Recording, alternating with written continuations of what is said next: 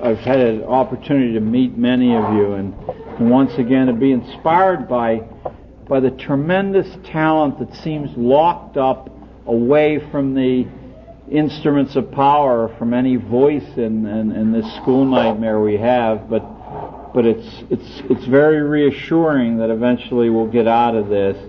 I'd also like to give you a plug for something I read last night. There's a lady here from Canada who's the editor of just a grand magazine called Natural Life. So there's an unsolicited plug for Natural Life.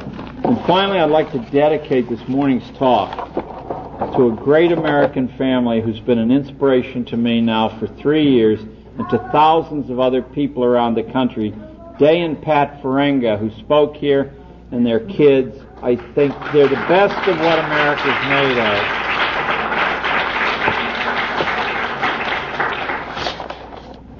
So this farewell, this valedictory, will be a little bit about my mother.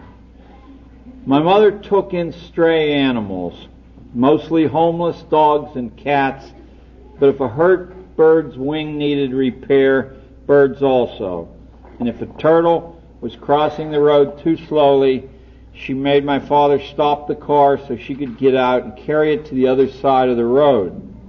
When Dad objected to how many animals our household was supporting, Mother took to setting large dishes of Nabisco dog food in our backyard for the wanderers. It was an act of generosity that made our house look like a kennel and drove my father frantic, not least because he was the manager of the local National Biscuit Company, and so the supply of dog bones was endless. The other day I was reading Proverbs, a collection of advice set down by King Solomon 3,000 years ago, and I came across these words: "Speak up for those who cannot speak for themselves. Speak up for those who cannot speak for themselves." Suddenly I realized what my mother had done all those years that I thought she was just feeding animals. She was speaking up for those who could not speak for themselves. And reading further into Proverbs, I found this line: "Happy are they who are generous to the poor." And reading those words, I realized I had part of the secret that made my mother happy, for she was happy most of the time I was growing up. In spite of having a full share of her own troubles, she was unfailingly generous, not just to outcast creatures, but to anyone who came to our door for a handout, to any neighborhood person fallen on hard times and needing help. I had a little lawn mowing business in those days. I was about 13. And I remember in particular the widow with young children whose lawn I mowed for free because my mother asked me to. I resented that at first, but after a while I came to love it. I suppose I read Proverbs the way most people do who pick up a Gideon Bible in a motel room. I jump about not looking for anything in particular. So it was while randomly turning the pages at one of the 260 motels I've stayed at in the last 3 years that I found this judgment, and by implication, this warning too. There is joy for those who seek the common good. When I hear that, I remember my mother's beautiful Christmas trees that took her days of hard effort to create as she sought her family's common good. I remember her collecting kitchen grease and metal scrap for the war effort in the long-gone days of World War II for the community's common good, and her fierce defense of equity as the head of the school's PTA, her founding of a Cub Scout troop when nobody in Monongahela who was male could be persuaded to do so.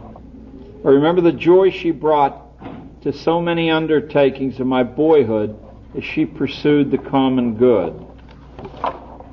The London Economist announced recently that 70% of all the lawyers in the world are in the United States. We have 25 times the number of lawyers per capita that Japan does. 3.5 times the number that England does. 2.5 times the number per capita of Germany. If you add our public and private practice lawyers together, about 1 in every 250 Americans is a lawyer.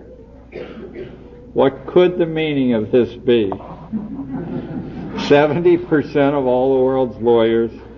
Before he died, Joseph Campbell, the myth man, took note of our enormous legal fraternity, and he called it the way Americans talk to each other. The way employees talk to their bosses and brothers talk to their sisters. Lawsuits are the way we get the other guy's attention because we have lost a normal interest in each other, lost our concern for human face-to-face justice, lost the taste for plain speaking that marks a healthy people.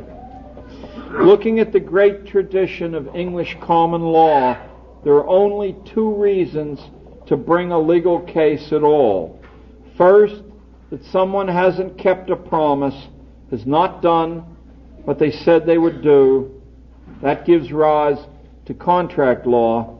And second, that someone has encroached on another person's rights and done harm, and that gives rise to tort and criminal law.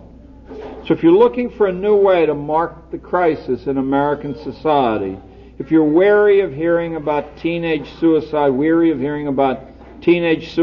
divorce, crime, violence, alienated brothers and sisters, murder, drugs, even one more time, then think on the barometer of crisis represented by 70% of the world's lawyers collecting under the American Eagle's wing. There must be a tremendous number of us breaking our promises, a tremendous number of us encroaching on rights to support such a horde of barristers.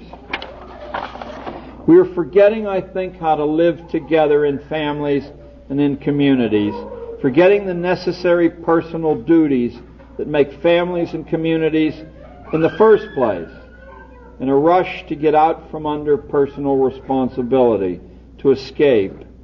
How often do you hear the cry, "Let them do it, they get paid for it"? I certainly hear that cry every day in New York City. Them can mean the police or the street sweepers or the social workers or any of the other number of occupational titles that have come into being only recently. We lived for 200 years and more in this country without police. How was that managed? These occupations signal our transition from a world of human beings who live together and care about each other to a world of institutions and hired hands, a world of agents instead of principals. What does it mean that we break promises so often that an army of lawyers can earn fine and, of course, unregent supervised livings, punishing them? What does it mean that we encroach so often on each other's rights, that an army of lawyers is needed to seek redress? How did the country survive so well its first 200 years without police or without many lawyers? When we abandon personal responsibility for the common good, which Solomon urged us not to do, what does it signify? What does it mean for your future and mine that a price tag is set on simple services that through the long history of humanity were freely exchanged and freely given, like sitting with the sick, caring for the old, even caring for one's own children, or like mowing a poor widow's lawn? If it means something frightening to you as it does to me, then what can we do about it? At the turn of the 20th century, a profound social thinker in France named George Simmel wrote a remarkable book called The Philosophy of Money. In it, Simmel, one of the great creative theorists of this or any other century, said that money contained within itself a powerful internal contradiction, and it was built into the foundations of its abstract existence, this contradiction. It could not be gotten rid of. He said that money robs things of their innate identity and replaces that core identity with a money identity. By making everything interchangeable with money, money often cheapens things and removes their significance. Simmel said that whenever genuine personal qualities like service were offered for money, that the pricing of these things inevitably trivialized the service which had been priced. Such services tend gradually to become degraded. They're never as good as they are in the first few years they're offered, to lose distinction just exactly as if the money itself sharply reduces the value of what is being purchased. Now, even though that was written over 90 years ago, it still has a shocking and almost crazy ring to it. But Simmel was quite serious, and generations of blue ribbon readership have found enough disturbing truth in his words to keep them available generation after generation. Simmel also said, whenever genuine personal values have to be offered for money, one finds that a loss of quality in individual life takes place. So not only does the service decline in quality, but that the life that gives and purchases that service declines in quality also. For instance, in prostitution, which is a limited kind of temporary marriage for sexual purposes and for money, the monetization of sex leads, according to Simmel, to a terrible degradation of personal value on the part of the prostitute and on the purchaser of the service. Both prostitute and client are worse for the experience, not better. The sale of compassion, as in welfare work, the sale of concern, even the sale of a helping hand in many instances, leads to the same destination. At some point, pricing eats away the intangible quality of service, and the central value of what is offered is destroyed. It's a complicated idea, but one well worth musing upon. It's a subtle idea that requires not an instant rejoinder, not an opinion in response, as might be asked for in a school classroom, but a long period of reflection before you decide where you stand in regard to that. Now think again about the meaning of the American lawsuits. Think of all the broken promises they represent, the cloud of bogus services misrendered for which redress is being offered.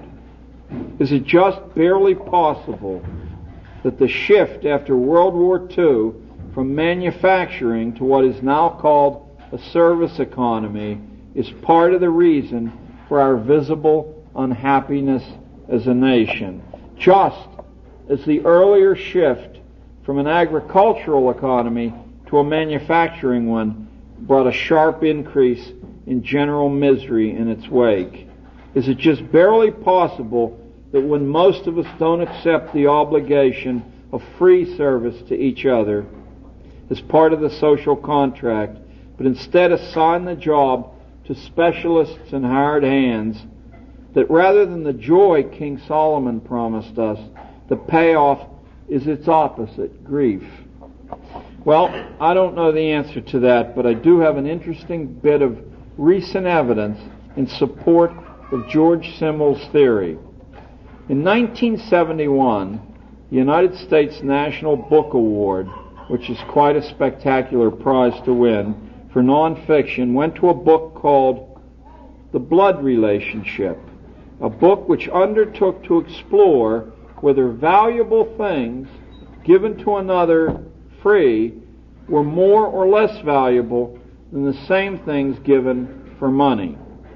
The commodity the author took for his test of this proposition was human blood. He made an imaginative cross-national comparison of the quality and the availability of human blood in countries that charge for it, like our own, and in countries like England, where it is given away. Almost all blood in the United States is purchased wholesale and then resold several times for several profits. Almost all blood in England is donated freely and then it is given away for no charge. The book's conclusions aren't the slightest bit ambiguous.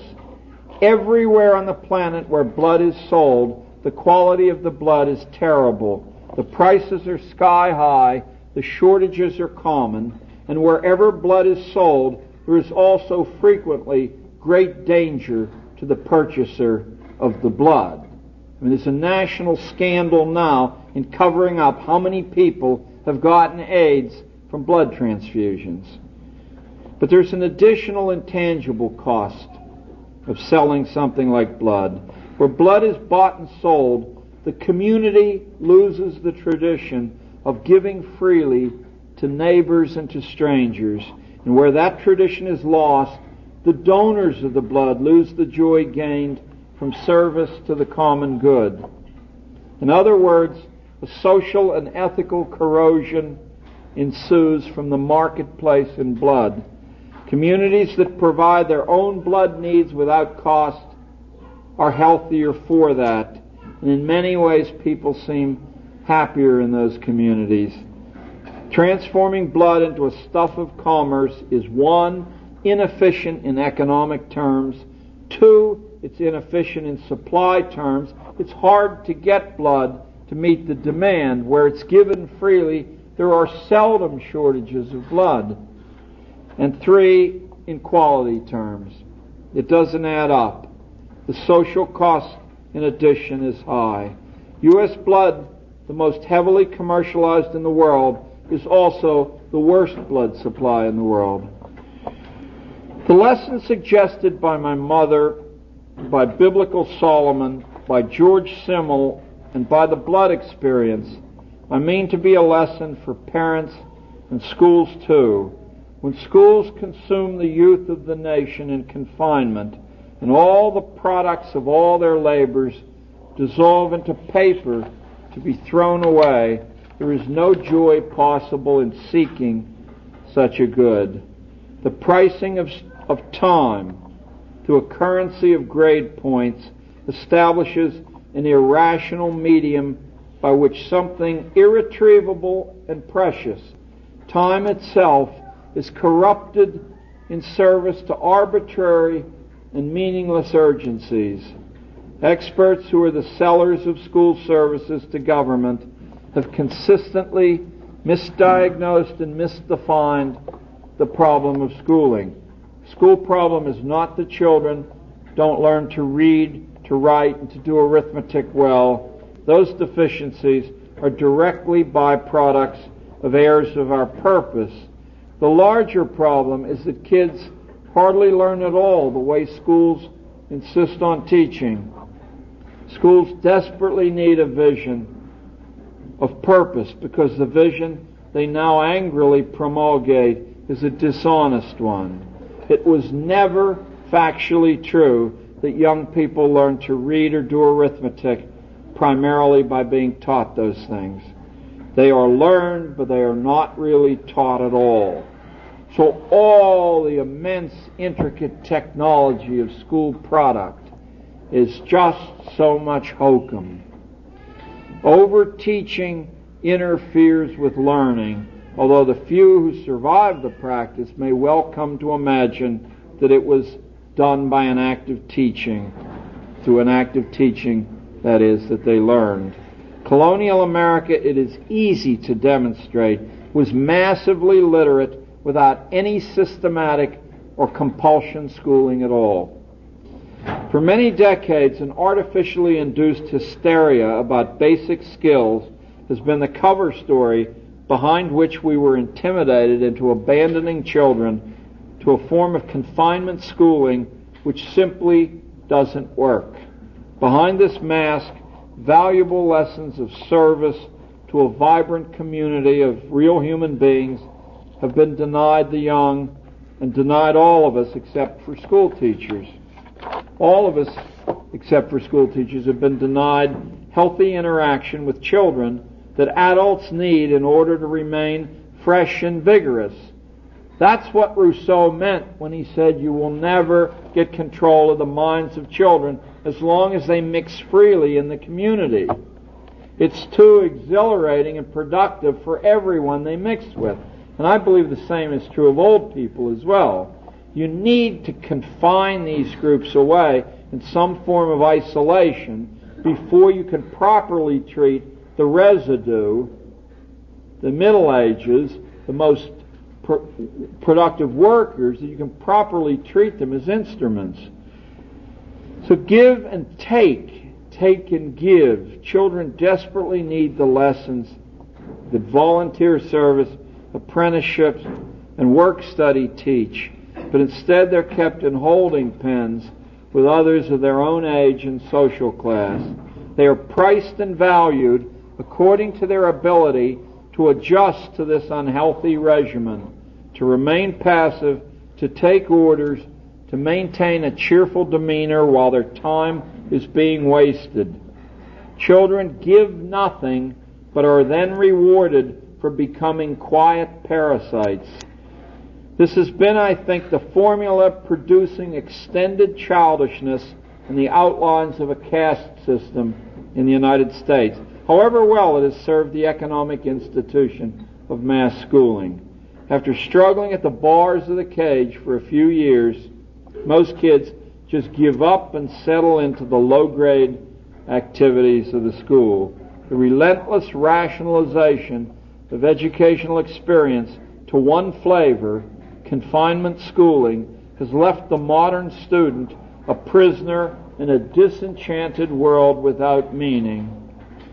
Our cultural dilemma here in the United States has nothing to do with children who don't read very well. And I wrote this speech originally about a year before Hillary Clinton said this. Mrs. Clinton and I are certainly on opposite sides of many issues, but on this we're not. The real dilemma in the United States lies in the difficulty of finding a way to restore meaning and purpose to modern life.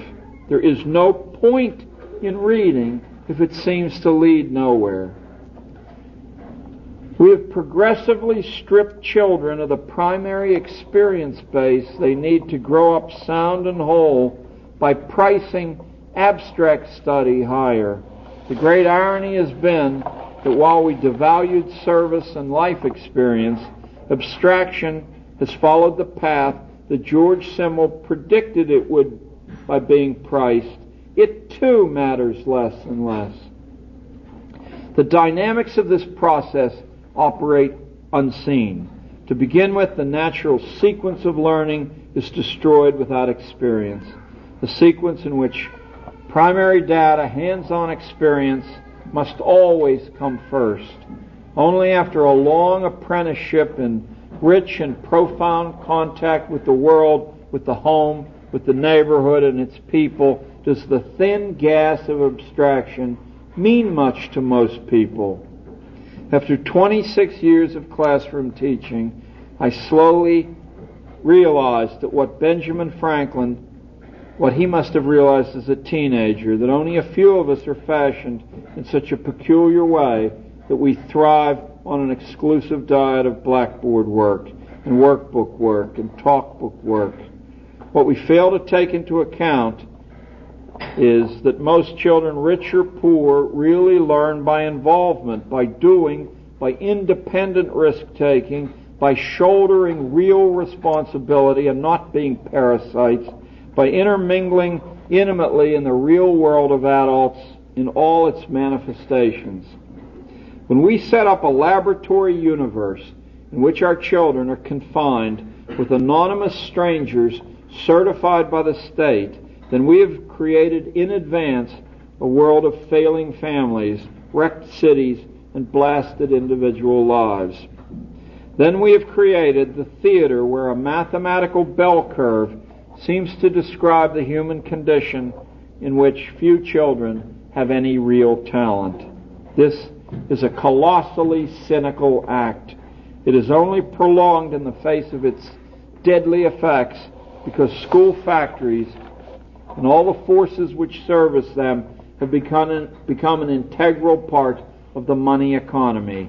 The lie of our own unexamined premises has given us the horrible children we complain of as a nation. Indifferent children, cowardly children, dishonest children, selfish children, children who disrespect their parents and adults in general, who hurt each other, who trample each other's rights in exchange for worthless prizes like blue ribbons or school grades. Eventually, these are the children who grow up to be clients for the nation of lawyers. I'll let you finish the rest of that sentence yourself. Children who will one day break contracts and encroach on the weak if an opportunity arises. And why not? For such is the example that 12 years of schooling has provided.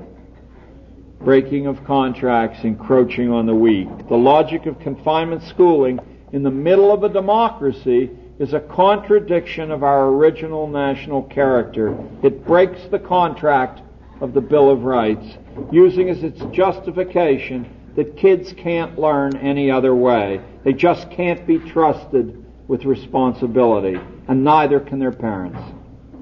And the truth is exactly the opposite of that. Unless they are trusted with responsibility, they cannot learn much, and under the thumb of central compulsion, the lessons they do learn are bad lessons.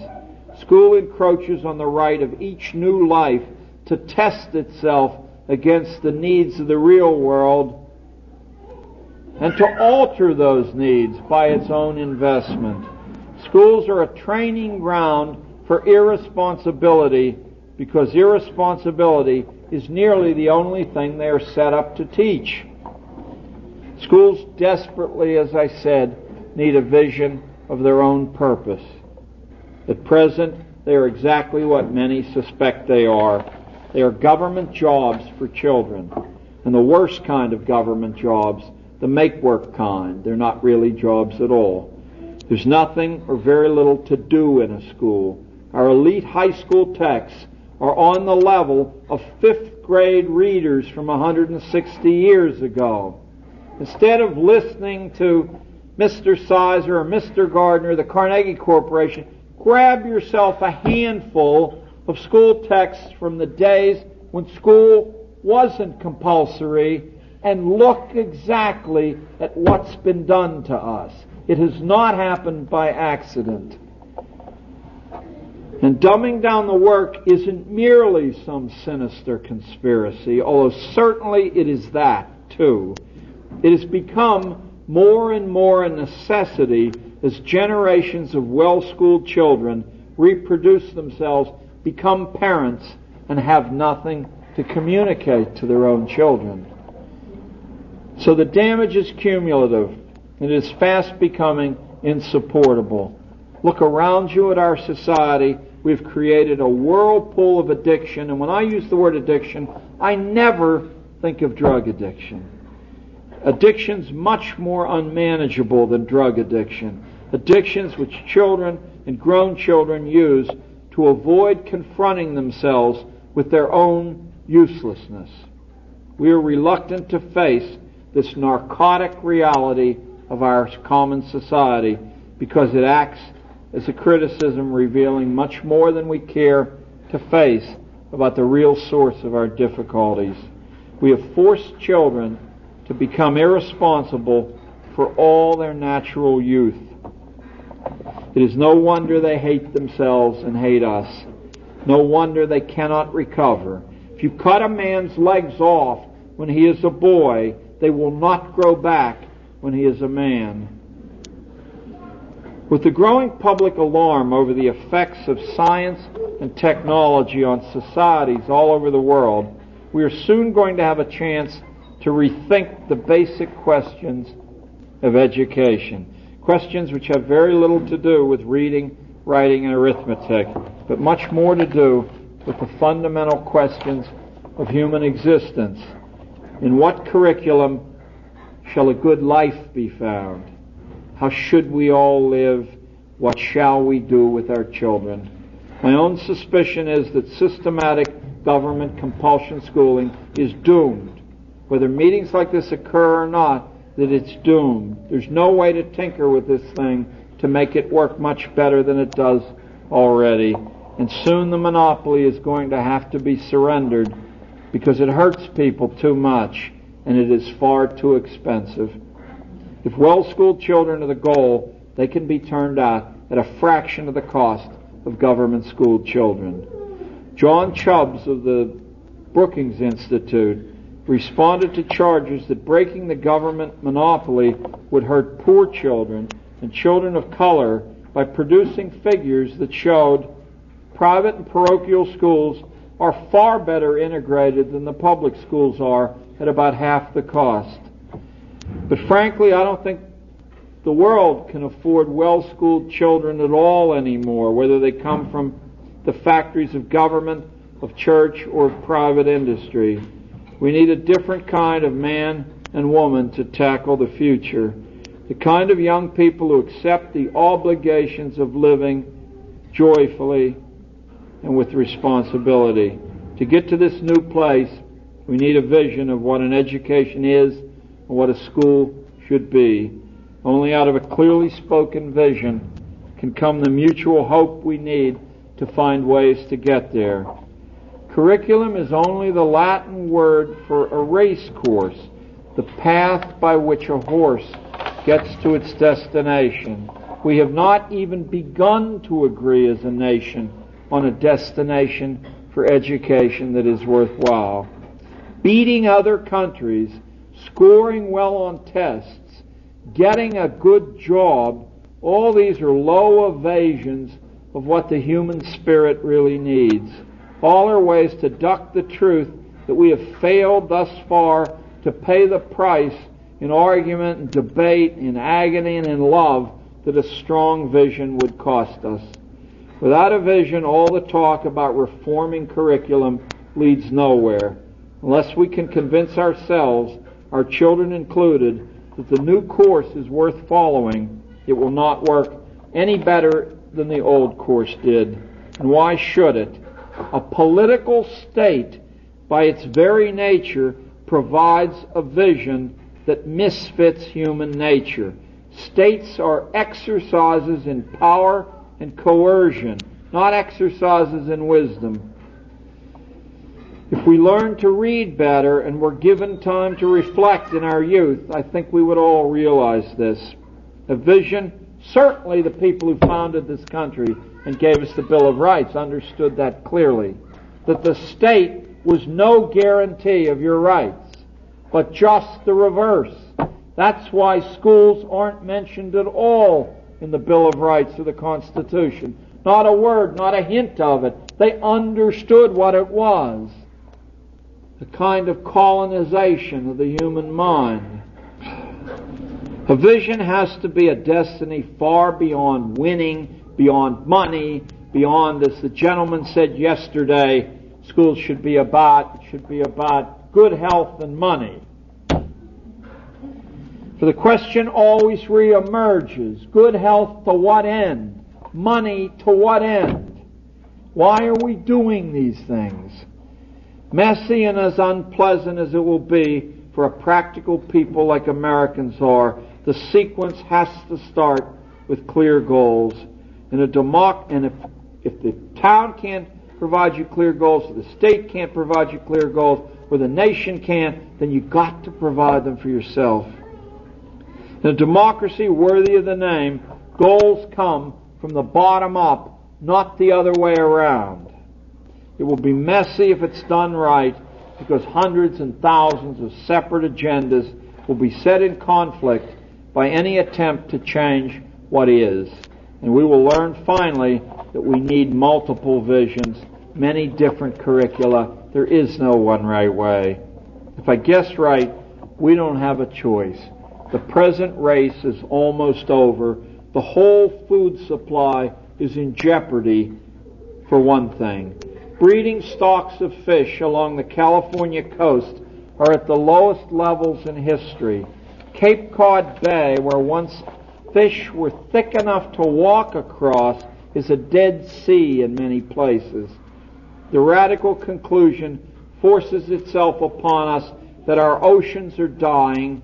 In Kansas, 1 bushel of irreplaceable topsoil blows away for every bushel of corn raised by factory farming methods, and that is true in all wheat and corn growing states. The food value of chemical agriculture's harvest is already much lower than the natural harvests of old-fashioned farming. If my guess is right, we need to construct a new vision of what education is, and we need new race courses on which to run that vision. The government can't do it for us. That's been tried for 140 years in monopoly schools, and they just got worse and worse. And the more tax money you surrendered, the worse the schools got. The two lines follow each other neatly on a graph. And they are correlated. If it could be fixed, it would have been fixed by now. There is no correlation between the play money of grades and the play money we buy things with, except the dishonest correlation that's forced on the job market by rigging it with arbitrary licensing laws and arbitrary hiring policies. For example, you can establish by law that the only people who can get into medical school are the people with lofty grade point averages, but that does not guarantee that the best people become doctors. The same unpleasant reality holds for lawyers or businessmen, engineers or school teachers.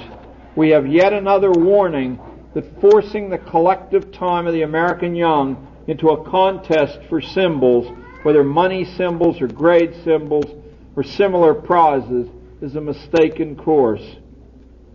And that warning is found again in the Proverbs of Solomon, in the haunting predictions of George Simmel, in the frightening reality of the American blood supply, and in the curious emergence of a national horde of lawyers who demonstrate our unhappiness. We do not trust each other. We do not like each other. We do not care for each other. We are unable to keep ourselves from encroaching on each other, and we cannot keep our promises. That is a recipe for social disaster. The new vision of American education is going to have to find a currency beyond money with which to pay its children to learn. My own experience after 15 years of sponsoring volunteer projects for each one of my students, rich and poor, white and black, is that a curriculum that seeks the common good will be an important part of that real currency. Not all of it, but an important part of it. And a currency that doesn't inflate as grades do, one that holds its value. My own experience has been that every single academic question worth asking in any of the disciplines can be asked around a base of genuine service to genuine communities and can ride easily around an orbit of service. My own kids always did one full day of community service a week. They generally worked all alone in order to escape the culture of school children. They took on full adult responsibilities because I wouldn't allow the transaction to happen any other way. The community service program in District 4 that's been nationally trumpeted over this country as one of Ted Sizer's prized displays is an absolute fraud. It's 2 hours a week, and then they spend 2 days talking about the wonderful things they did. My kids took on full adult responsibilities, and they had a full adult work day even at the age of 12 or 13. And in almost every case, they discharged their duties splendidly. Even in the first year I experimented illegally with such a program, because I didn't bother to tell the school I was doing it, it worked.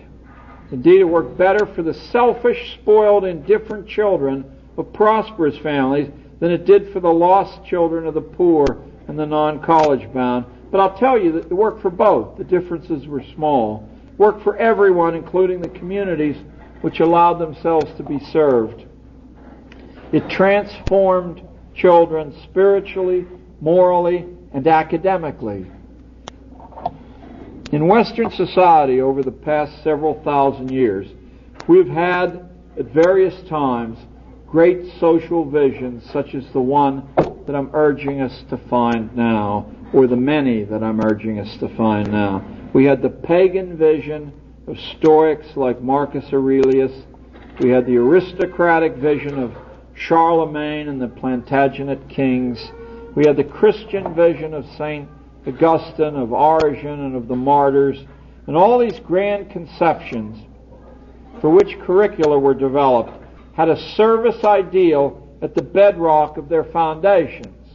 Although many of the details of these competing life curricula contradicted each other, at the base of all three was a service ideal.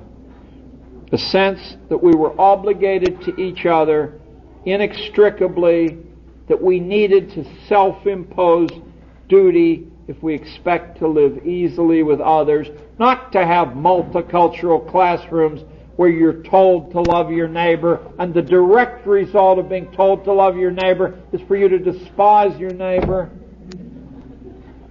That is the great secret we have lost sight of in schools built around a philosophy or a theology of materialism, a curriculum of competition and accumulation, a curriculum of self-aggrandizement, that these directives are prescriptions for bad individuals, bad communities, bad societies, and bad consciences. All the transforming visions we have human record of anywhere in the world ask a question beyond money. They ask, what do I owe and how do I pay that debt? And in the answer of that question, I think, the secret of our future lies. And these visions promise that if we will speak for those who cannot speak for themselves, if we will be generous to the poor, if we will seek the common good, that our lives will be filled with meaning. It worked for Solomon. It worked for my mother. It will work for the rest of us too. Thank you very much.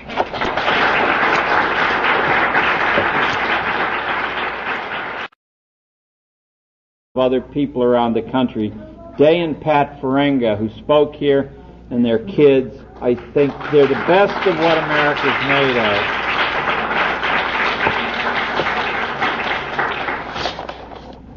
So this farewell, this valedictory will be a little bit about my mother. My mother took in stray animals, mostly homeless dogs and cats, but if a hurt bird's wing needed repair, birds also. And if a turtle was crossing the road too slowly, she made my father stop the car so she could get out and carry it to the other side of the road.